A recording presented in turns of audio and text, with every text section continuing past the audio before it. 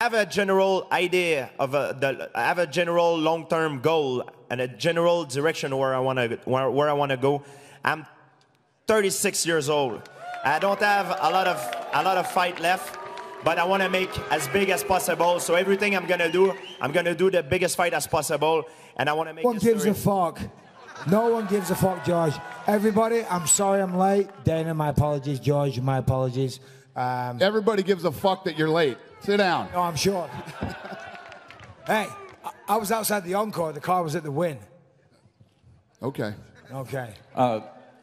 I think Vegas got the best out of you, unfortunately. Yeah, it doesn't matter because I'm going to get the fucking best out of you, so shut the fuck up. No, you won't. No, you won't. You're talking about being a fucking welterweight. You are a welterweight, okay? I'm a middleweight. I can't wait to fucking square up against you. Stand up.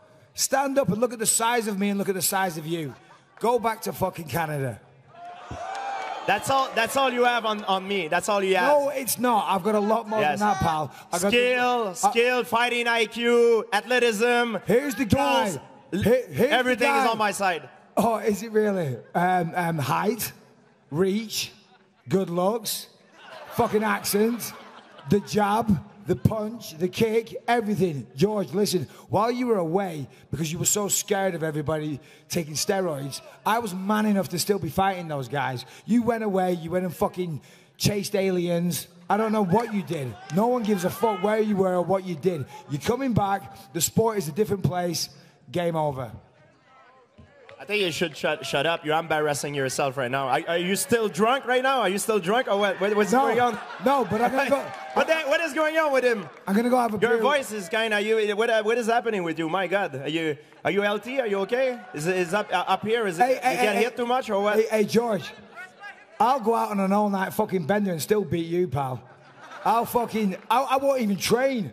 Look at the state here, you little fucking midget. George, just one more question. I know another thing about you coming back was the debate about the Reebok deal. You've got the deal with Under Armour. Has that been resolved? And if so, will you represent Under Armour in the cage or Reebok, or how'd that work out? Well, it's a little bit like, for example, like Tom Brady, I guess. NFL is with Nike, and he's wearing Under Armour to do the promotion outside of the NFL. So it will be something arranged similarly, I guess. If you're a real fighter, you don't give a fuck about Under Armour or this or that. I've been in the same place the entire time, fighting the best in the world. Simple as that. I don't need sponsors as an excuse not to fight. I don't need a reason not to fight. I fight all the time. That's what I do. I'm a fighter. That's why I got the fucking belt, George. Hey, George, where's your belt? Where's your fucking belt? You don't have one. The sport moved on, buddy. The sport moved on. Well, I could have stole one while you were out in Vegas drinking. Stop it, please. You're you're saying I'm embarrassing myself? Please stop it. You're embarrassing yourself. Next question. George, we know you wanted to fight in Toronto. Is fighting in Canada a priority for you at this point?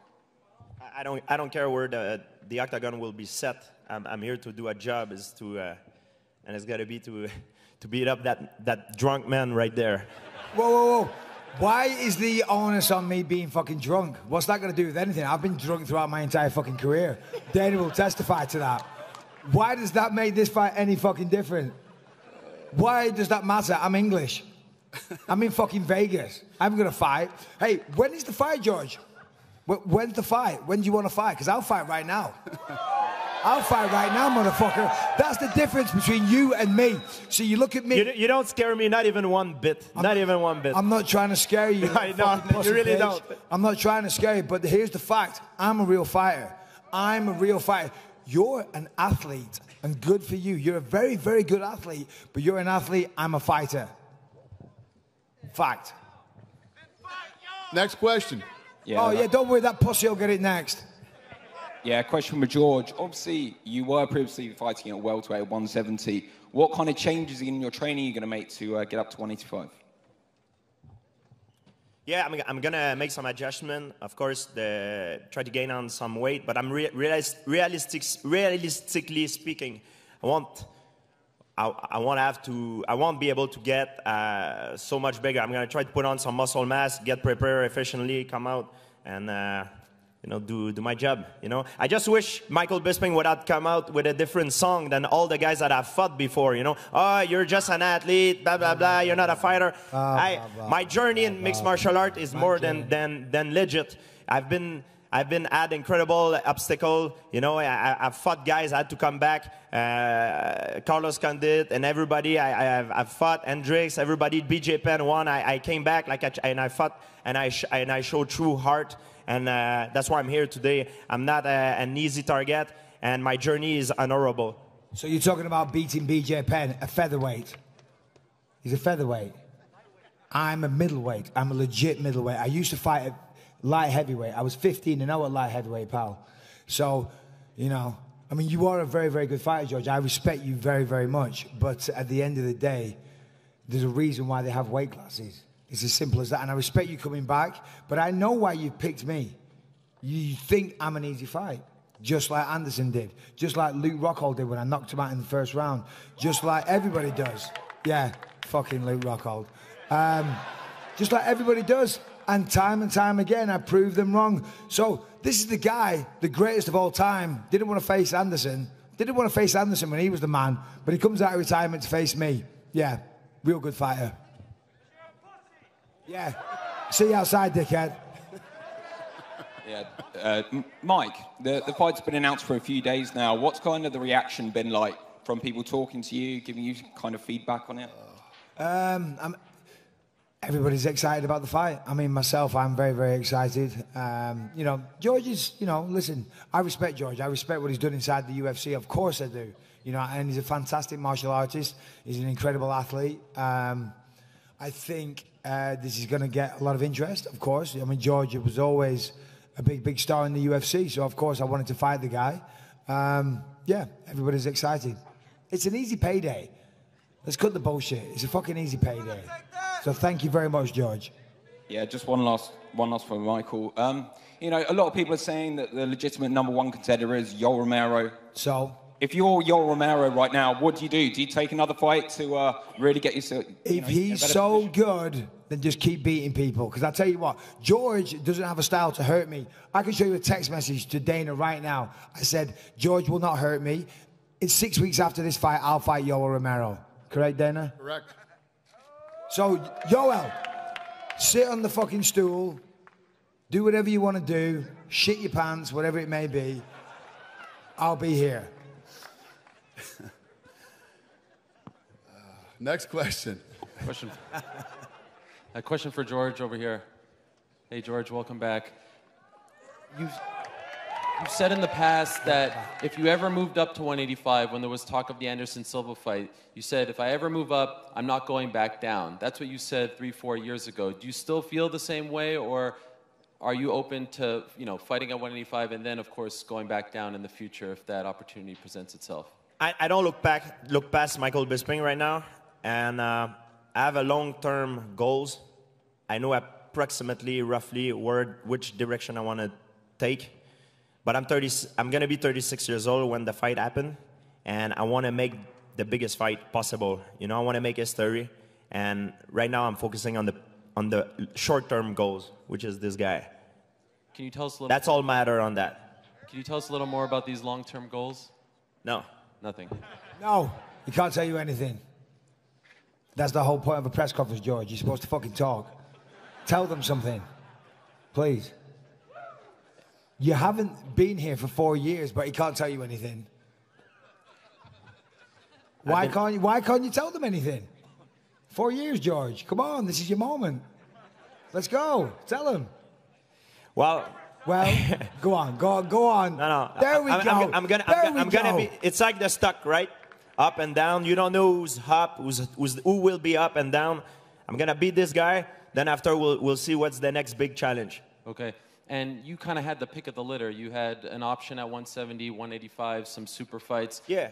Just hearing what he's saying to you and kind of how he's acting towards you. Is there any part of you that regrets giving Michael this opportunity? Absolutely not. I'm very happy. It's not an no. opportunity. I'm gonna hurt him. I'm gonna hurt him real bad, real The bad. more I talk, the more he wants to punch me in the face, Ariel. So, Okay. you know, good luck with that. And just one more for you, George. Yesterday, Tyron Woodley said that the reason why you're fighting Bisping is because you don't want to fight him, that you're avoiding him. Did you seriously consider waiting to see? I know you have a relationship with Wonderboy. Did you kind of want to wait and see what happened in this fight on Saturday and maybe go after your old title? I don't know. Like I said, it depends what's gonna happen. I'm focusing on him right now. Okay. That's all matter to me. The world ends after the fight. Then after, it's a new journey that He comes thinks I'm an easier fight. Let's be honest. Let's be honest. Well, George. we'll see. You think We'll I'm see. an easier fight? We'll see how He's it going goes for on. the easy pickings. You are a welterweight, but you're going to step up a weight class because he looks like a legend. No, because he's a pussy and he wants an easier fight. Guess what? You're fucking going to find out you're wrong, pal. You're wrong. We'll see. We'll see what's gonna happen. Okay, good talk. Question for George, right here in front of you. Hey, welcome back. I do want to have you address Michael Bisping's claim, if you don't mind, that he believes you're picking him because he's a beatable champion. He happens to be a guy at the middleweight, holding that middleweight title, and he thinks that you see as an easy fight. What is your reaction to him saying that? No, he's wrong on that. I would say there's different kind of fighter. There's fighter that rely only purely on their talent, and they fight in a very elegant way. But most of these guys, sometimes when they fight, when they get cracked, they go down. It opened the floodgate, and they never come back. Michael is a different kind of fighter. He's a fighter that doesn't only rely on his talent. He's a hard worker. He's a grinder, and I admire that. Outside of his attitude, I admire that, his work ethic, because no matter what you throw at him, he's going to come back. He's been put down before, but he always stood up. He always came back. No matter which obstacle I'm going to put, he's going to try to cross it. So I'm going to have to take him out of order during the fight, and I'm aware of it. I know you don't want to talk too much about your long-term plans, but what are the chances, if you do win this fight, that you would want to defend the title? I mean, would you feel any kind of responsibility to defend the title, or at this point in your career, you're just looking for the biggest fights, regardless of time? We'll see what's going to happen. It's like I said, fighting is like the stock market right now. It's fluctuate, you know? Fluctuate. Right. It fluctuates. Sometimes some guy, their stock is very high. Sometimes they're very low. I don't know what's going to happen tomorrow. I don't know what's going to happen in a few months. It depends on everybody has a different journey. And you talk about like the title shot, Yoel Romero. There's a lot of guys like unfortunately in this situation. And I've been there before. When I was waiting for my revenge against Matt Hughes, I had to go through Dave Strasser, Jason Miller, Frank Triggs, Sean Shark, BJ Penn, then I had my revenge. I had to go through like 5 fights before that. You know, it's the same thing. Damian Maia is in the same situation. Khabib is in the same situation, and the list goes on. You know, I have an opportunity, and I can't miss it. And it's the biggest fight possibly that I can do right now, and that's why I'm doing it right now. And it's a big challenge. I don't take nobody lightly, and I'm gonna prove it the day of the fight. Please tell everybody your plan, George. Tell everybody your plan. Come on. All these fine people here. Come on. So that's the truth. That's the reality. My plan is to kick your butt. We'll see after that. Hey, Michael, you like to give Yoel a hard time, but any sympathy whatsoever? You're a guy who waited a very, very long time for a UFC title shot. Do you have any sympathy for him that he's getting passed up? Yeah, absolutely. I mean, Yoel is... He's an amazing fighter. It's as simple as that. He really is. He's a physical specimen. He's a great wrestler. He's got knockout power. Of course, you know, I mean, he is the rightful #1 contender. I don't make the fights. I accept fights. Simple as that. George doesn't. That's the difference. When has Dana ever called me and I've turned the fight down? Never. So Yoel will get it next. Simple as that. Because I'll beat George. I will beat George. Everybody knows that. George, good luck, buddy. I wish you the best. I respect you. I respect your camp. And you sit that stupid fucking little smug look on your face there, like you've got some plan, like you know something we don't know. What do you know that I don't know? Those a lot of things. Fucking lizard. So listen, Yoel, I plan on beating George, of course. Of course, there's 2 horses in every race. Of course, George plans on beating me. If I win, I will fight Yoel in a quick turnaround because he deserves to fight. You know, simple as that. I'm going to take one more question. Go ahead. It's going to be in French for George. I'm going to ask it in English for everyone here. Yep. Thank you. George, with McGregor, John Jones, and Ronda Rousey out of competition right now, you talk about stock market. Do you feel you have the highest stock right now and you're here to kind of save the UFC in the short term? Please, if you can answer in French. Je pense que je suis pas dans la course encore tant aussi longtemps que j'ai pas montré aux gens ce que je vaux. Parce que j'ai été à l'extérieur de la compétition pendant trop longtemps. Donc, c'est mon combat de retour qui va vraiment faire voir ma vraie valeur. I said I feel I'm not in the stuck right now. I don't have no value because it's going to be my fight return that will define my value. And it's going to be higher than him. You talked about Freddie Roach and Nick Khan, who stepped in. George, in French, please, can you talk about their involvement in you making this deal done with the UFC?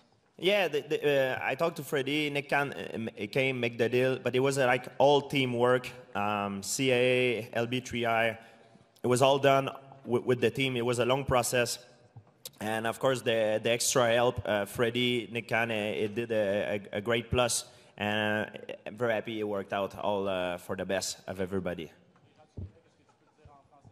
Ah oui, il y a eu l'aide de Freddie Roach et de Nick Khan. Mais ça a été quelque chose qui a duré pendant très longtemps. Donc, je dois remercier aussi l'équipe de CAA, LB3I, de tout mon équipe de gérance parce qu'ils ont fait un travail remarquable. Ça a été un travail d'équipe. Thank you guys for coming. Sorry he was late. I'll square these guys off and for photo ops.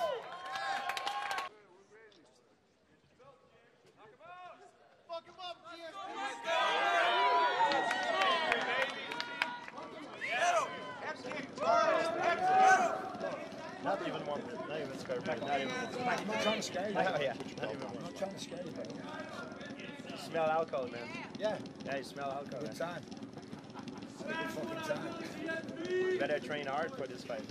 Oh, yeah, good, because I always come in out of shape. I always gas. I'm known for that. I always gas down about.